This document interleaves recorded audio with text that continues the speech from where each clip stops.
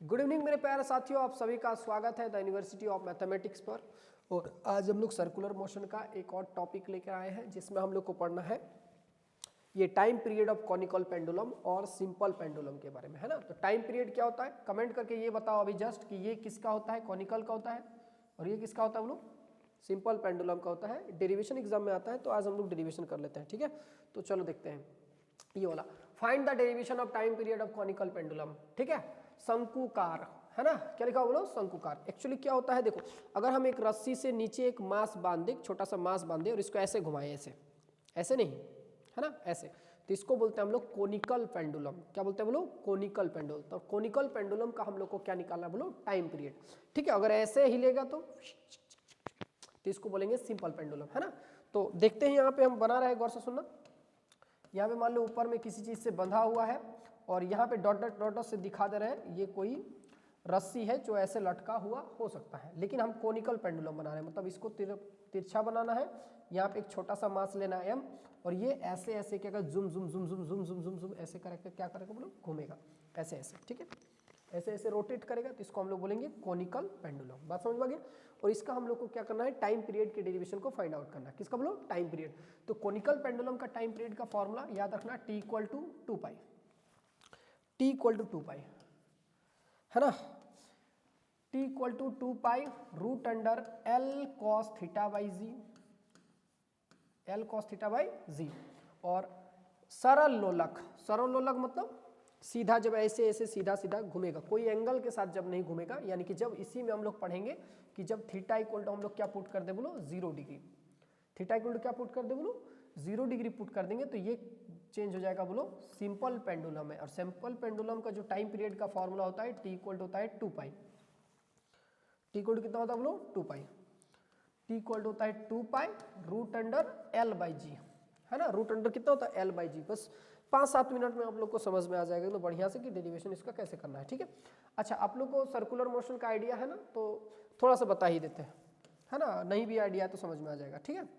तो हम लोग पढ़े होंगे कि जब भी कोई वस्तु वृत्ताकार पथ पर गति करता है ना, तो लगातार इसके केंद्र की ओर एक बल लगता है जिसे हम अभिकेंद्रीय बल कहते हैं, और अभिकेंद्रीय बल का फॉर्मूला होता है F equal to mv² by r।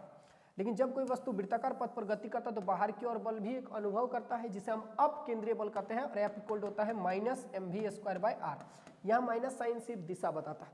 अच्छा, हम बताए थे कि कब अपकेंद्रीय बोलना है और कब अभिकेंद्रीय बोलना है, बताए थे। जब हम बाहर से किसी वस्तु को देखेंगे, जब यहाँ से खड़ा होकर देख रहे हैं तो बोलते हैं अभिकेंद्रीय बल। लेकिन एक छोटा सा इंसान बन के इसी के ऊपर बैठ जाए, है ना, एक छोटा सा इंसान बन के इसी के ऊपर बैठ जाए और ऐसे सर्कुलर पाथ पर क्या कर रहा है, घूम रहा है, तो बाहर की ओर एक बल अनुभव होगा, तो हम बोलेंगे अपकेंद्रीय बल। तो जब इसी के ऊपर जो है एक छोटा सा इंसान, छोटा सा बच्चा बन के बैठ जाए तो हमको क्या फील होगा, F equal to -mv² by r, minus का मतलब बाहर की ओर, ठीक है। बस इतना ही ध्यान रखना है, ठीक है। अगर इतना ध्यान रख लिए तो ये डेरिवेशन लॉलीपॉप है, कोई दिक्कत नहीं होगा, ठीक है। गौर से सुनना। तो यहाँ पे ही सारा खेल समझ में आएगा, यहाँ पे देखो समझा देते हैं तुरंत, ठीक, गौर सुनना। तो अगर बात करें तो रस्सी पे कौन सा बल होता है, तनाव बल, पढ़ा होगा। रस्सी पे कौन सा बल, तनाव बल। ये मान लो एंगल कितना बना रहा है बोलो, थीटा एंगल बना रहा है। इस रस्सी की लंबाई मान लो l है ना। तो यहाँ पे अगर बात करें तो ये मास नीचे की ओर गिरना चाहता है, कितना से गिरना चाहता है, नीचे की ओर mg से गिरना चाहता है। रस्सी खिंचाएगा तो रस्सी पर तनाव बल की दिशा ऐसे, तनाव बल की दिशा जुड़े हुए बिंदु से दूर जाता हुआ, तो ये हो गया तनाव बल की दिशा, ऐसे ऊपर की ओर होगा, है ना, तनाव बल की दिशा। इस mg को कोई तो बैलेंस कर रहा होगा ना ऊपर की ओर, तो ऊपर की ओर कोई बैलेंस कर रहा होगा mg को कौन बैलेंस कर रहा है, ये एंगल थीटा, तो ये एंगल भी क्या होता है बोलो, थीटा। तो इधर है, देखो यहाँ l है और ये एंगल कितना है, थीटा, तो थीटा वाले डायरेक्शन में कितना आएगा बाबू, यहाँ आएगा l cos थीटा, यहाँ लिख दे, यहीं लिख देते हैं l cos थीटा। तो उसी तरह इधर थीटा वाले डायरेक्शन में कितना होगा बोलो, l cos थीटा, कितना होगा बोलो, l cos थीटा। बात समझ में आ गया। तो अगर ये थीटा वाले डायरेक्शन में l cos थीटा, तो इसके अंदर की ओर इस डायरेक्शन में, इसके परपेंडिकुलर डायरेक्शन, इस दिशा में कितना होगा, इधर l cos थीटा, तो इधर आया l sin थीटा, पढ़ा होगा।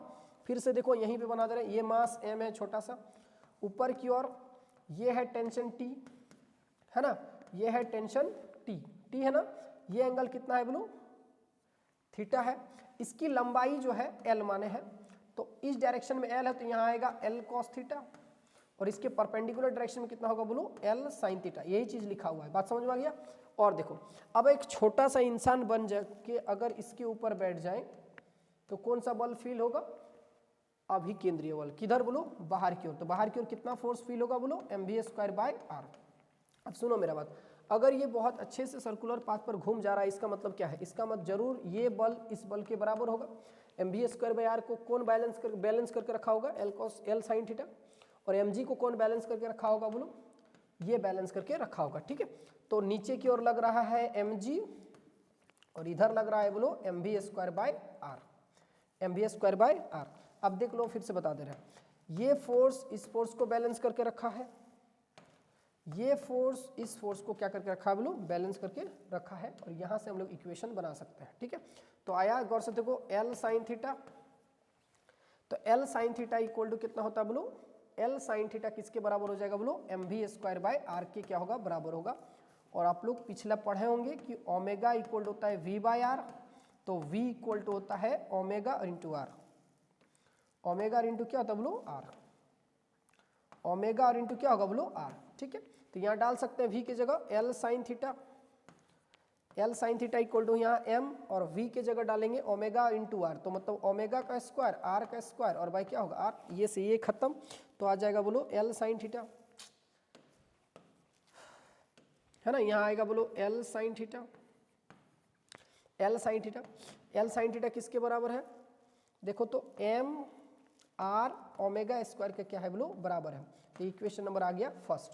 और दूसरा नंबर भी क्या दिख रहा है? L cos थीटा किसके बराबर है? mg के। तो यहाँ लिखेंगे L cos थीटा किसके बराबर है बोलो? mg के बराबर है। तो ये हो गया इक्वेशन नंबर 2।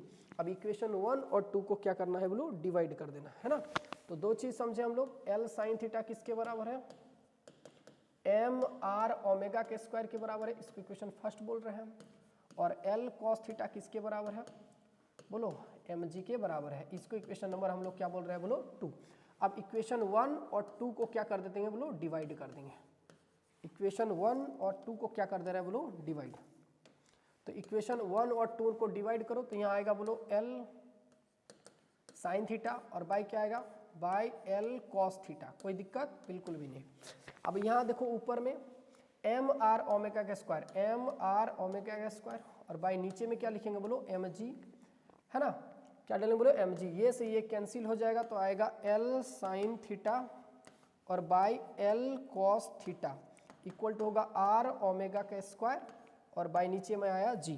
अगर गौर से देखो यहाँ r का वैल्यू मैं दिखा दूं तो r का वैल्यू भी L sin थीटा के बराबर ही है।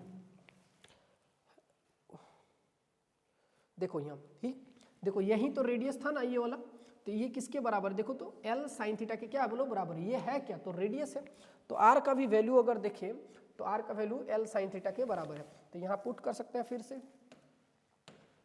है ना। पुट कर दो, यहाँ देखो L sin थीटा और बाय L cos थीटा, यहाँ बराबर होगा r के जगह हम लोग पुट करेंगे L sin थीटा ओमेगा के स्क्वायर, और बाय क्या पुट करेंगे बोलो? g। तो यहाँ से ये देखो ना, ये से ये और ये दोनों मिलके क्या हो गया बोलो? खत्म। फाइनली मेरे पास क्या बचा? क्रॉस मल्टीप्लाई कर सकते हैं, कर ही दो, बेटर रहेगा। तो ये क्रॉस इसको इधर से मल्टीप्लाई करेंगे तो omega square L cos theta और इक्वल टू क्या हो जाएगा बोलो? g के क्या होगा बोलो? बराबर होगा, है ना। तो यहाँ पे देखो बाबू, अगर हम ओमेगा स्क्वायर निकाल लें यहाँ से तो ओमेगा स्क्वायर इक्वल टू कितना होगा? g बाई कितना होगा बोलो? जी बाई L cos थीटा, यही ना। जी बाई क्या होगा? L cos theta. अगर यहाँ ओमेगा इक्वल टू निकाल ले तो ओमेगा इक्वल टू निकालें तो हो जाएगा रूट अंडर जी और by L cos theta. Omega equal to पढ़ा होगा, ओमेगा इक्वल टू होता है 2 पाई बाई टी, और इस टी को बोलते हैं टाइम पीरियड। टी को क्या बोलते हैं बोलो? Time period. याद रहेगा, यही तो निकालने के लिए इतना झंझट कर रहे हैं, टाइम पीरियड, है ना। टी को क्या बोलते हैं बोलो? Time period. तो यहाँ लिखेंगे 2 पाई और बाई क्या लिखेंगे बोलो? टी। और यहाँ क्या लिखेंगे बोलो? Root under g by L cos theta. कोई दिक्कत है? टी पलट देंगे तो ये भी पलट जाएगा, है ना। तो यहाँ से देखो टी इक्वल टू, पलटा दें, ये पलटा दिए तो टी बाई 2 पाई बोलो, हाँ ये ना। तो यहाँ हो जाएगा बोलो root under L cos theta ऊपर चला गया, और नीचे में आ जाएगा क्या बोलो जी, और यहाँ से टी निकाल लेंगे तो टी इक्वल टू हो गया, क्रॉस मल्टीप्लाई कर दे तो यहाँ 2 पाई चल जाएगा, तो 2 पाई इक्वल टू होगा root under L cos theta और बाई क्या हो जाएगा बोलो जी। This is the time period of conical pendulum, this is the time period of conical pendulum. बात समझ में आ गया?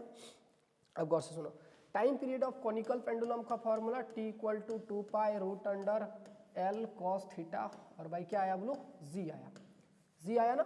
अब हम यहाँ पे लिखेंगे if theta equal to 0 degree then cos 0 degree equal to हो जाएगा 1, कॉस 0 डिग्री इक्वल टू 1 हो जाएगा, तो this is called simple pendulum, simple pendulum, this is called simple pendulum. Now the time period है ना, टाइम पीरियड, तो time period क्या हो जाएगा बोलो फटाक से, तो टाइम पीरियड यहाँ से निकाल लेंगे तो t इक्वल हो जाएगा root under L cos 0 degree value 1, तो रूट अंडर सीधे लिखो एल बाई जी, और यहाँ 2 पाई छूट गया था तो 2 पाई लिख देना। This is the time period of simple pendulum. ठीक है, पिछला साल एग्जाम में आया हुआ था, तो इस बार थोड़ा भी प्रैक्टिस कर लेना, हो सकता है कॉनिकल पेंडुलम का पूछ ले। ठीक है, तो अब मिलते हैं नेक्स्ट क्लास, आज के लिए इतना ही काफ़ी, थैंक यू वेरी मच।